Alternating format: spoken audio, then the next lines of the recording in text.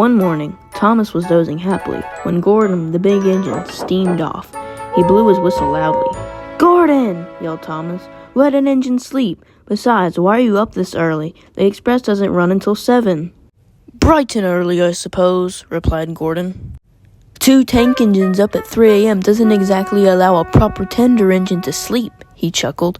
"Well," spluttered Thomas, "Percy was up last night. He couldn't sleep. He wanted to talk. At least someone wants to talk to me." "Pah! Many a people want to speak to me. I'm as grand as can be," and Gordon puffed off to who knows where. It was 6 o'clock in the morning, and Thomas was still confused as to why Gordon was up so early. He turned to Edward. "Edward," began Thomas, "did you notice how early Gordon left the sheds? A lot earlier than usual." "Huh, that's not normal. I must have been asleep while he was puffing away." "Did he say what he was doing? After all, the express doesn't run for another hour."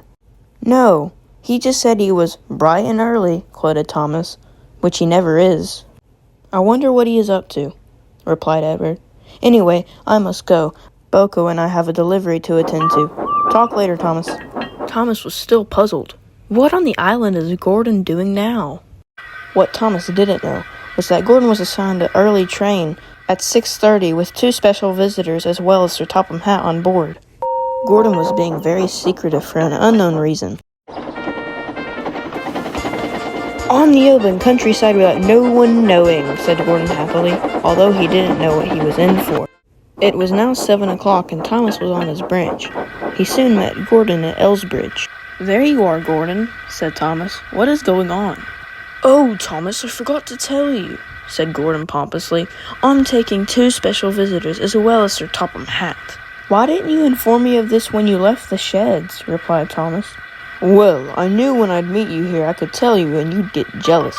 Gordon's act of gloating was redundant this early in the morning. "Oh, I'm not," remarked Thomas. "I'm completely fine with my standard passengers. They're just as nice." And Thomas puffed off, feeling fired up.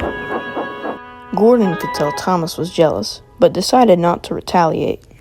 Later, Gordon was chuffing along the main line. He soon came to his hill, and of course, he stopped. But not for the reason you'd think. He'd popped a valve. He'd made it halfway up, and then he began to roll back down, making it back to just before Wellsworth. "Bother! Please don't let Thomas come with the parts," thought Gordon dreadfully. Gordon was only partially correct, because not only Thomas was called for help, Edward was as well, as he was passing by soon. Gordon had put himself in a great pickle. "Well, well, well," said Thomas. "You got what you needed, fat face. A stop to your foolishness." Gordon groaned. Thomas was being funny at the exact wrong time. As it turns out, Gordon had popped the most important valve and would need careful repair. Thomas felt bad, even though Gordon had been cocky earlier.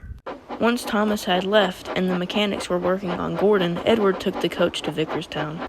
On the way back to the docks where Thomas had been working previously, he saw Edward and Boko talking at Suttery.